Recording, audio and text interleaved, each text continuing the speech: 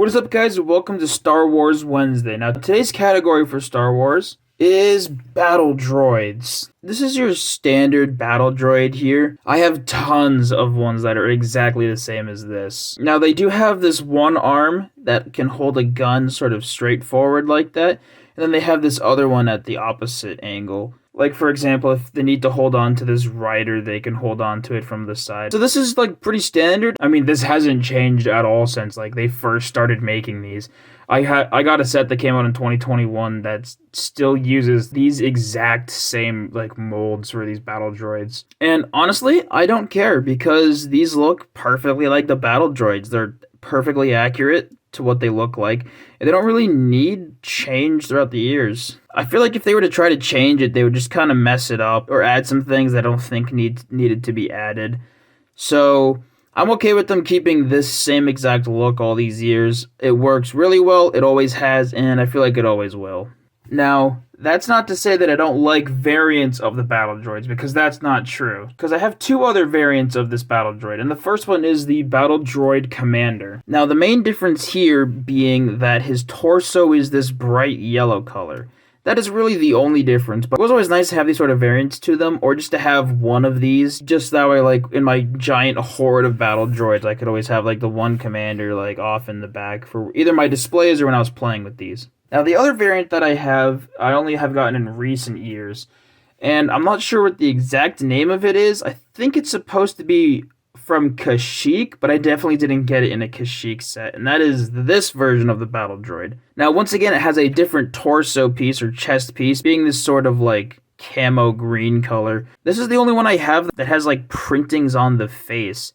I like how it makes it blend in. It sort of looks like a camo, and it really makes it stand out from the other battle droids that I have in my collections. Now, moving on from the standard battle droids, I'm moving on to the super battle droids. Now, once again, this design hasn't changed, like, at all since it was launched. One of the things that is a little disappointing is we haven't gotten one of these in a very long time. Like, we haven't gotten a new updated version, so there aren't too many of them, and they're kind of actually hard to come by now, which is really a shame for, like, kids nowadays who are trying to build up their collection or even just have one of these from the movies. It's really hard to find them now. They haven't made a set in years that has one of these, so it's a little disappointing. Thankfully, I have a handful of these from when I was a kid, so it works out well. Now, I love the detail in the mold on the arm, the way it has, like, the blaster in the front that's, like, part of the arm gun, and how it has, like, the joint that's supposed to, like, bend back and flip. Once again, I wish you could, like, turn it this way, kind of like they do in the movies, but I can understand why that would be very hard to do. I mean, they don't give joints like this to any of the other figures, so if you want one that bends like that, I'd leave that to buying, like, a custom one that someone has made. Now, once again, notably, the chest piece and the head piece are now fused into one mold, which worked really well because that's how they looked from the movies. They always looked like they were just one piece with arms and legs. The legs are a bit bigger on this one, since they are supposed to be taller and more bulky. It's roughly the same, they're just a little taller and a little bulkier, which makes this character stand out really well. Now, I do actually have one variant of the Super Battle Droid, and you might wonder at first what's so different about this, and that is this, like, rocket arm that it has. Now, I don't know what exactly this is supposed to be. I don't know if this is supposed to be just, like, a different kind of gun or, like, a flamethrower, but I always like to think it was a rocket launcher. I don't know if that's actually what it was supposed to be. That's how I always pretended it was when I was a kid. So that's the only difference here. It does have a really nice mold for the ends of it here, which makes it really stand out. Now, the next one I'm going to talk about is sort of a fusion of the Battle Droid and the Super Battle Droid as far as, like, parts go. And that is the Commando Droid. Now, you might wonder why I'm saying it's a combination of the two.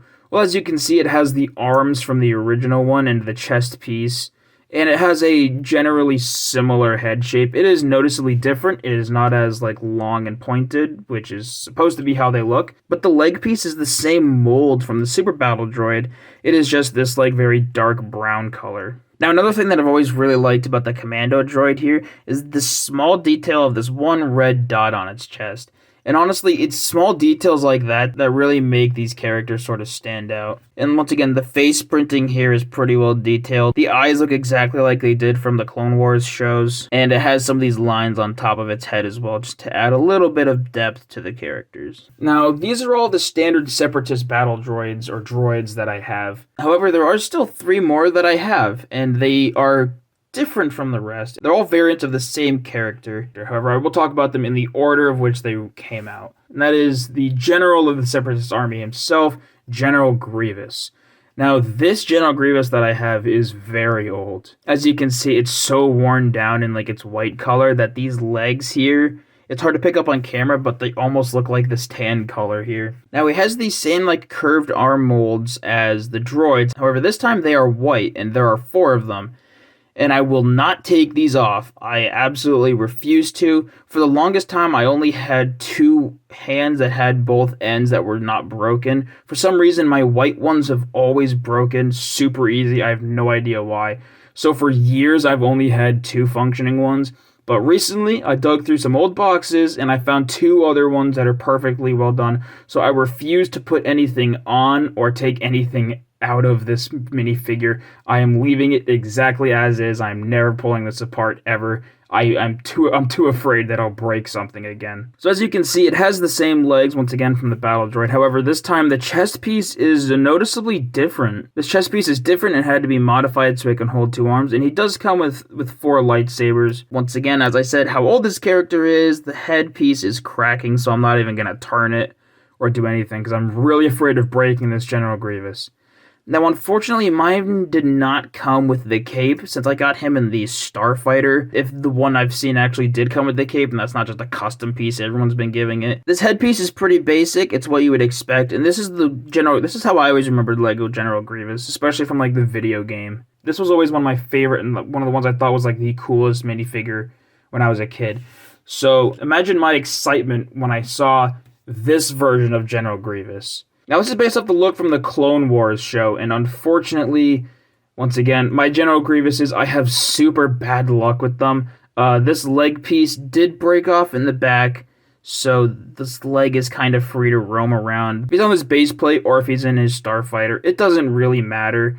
So I'm not too upset about it, and I'm not going to super glue it because then I can't make him sit in his Starfighter. Now, as you can see, notably, the arms are done completely differently this time. So what happens if you take a left arm, there's this little part up here on top where it's supposed to connect into, as you can see, where you can put the 2 left arms on top of each other, so it gives the illusion that he has these 4 arms. It definitely isn't quite as accurate to how he's supposed to look as over here, but this does allow you to do a lot different poses with him. So as far as when it comes to displaying, this one works out pretty well. And once again, it is a lot more detailed with these custom feet. Everything here is a custom part. It looks completely different from any of the other parts. The head is very like elongated, and when he looks up, it's super weird. And the only way it looks anything decent, sort of, is if it's all the way down. It makes him look a little goofy. It's never been too much of an issue because of how menacing this face looks.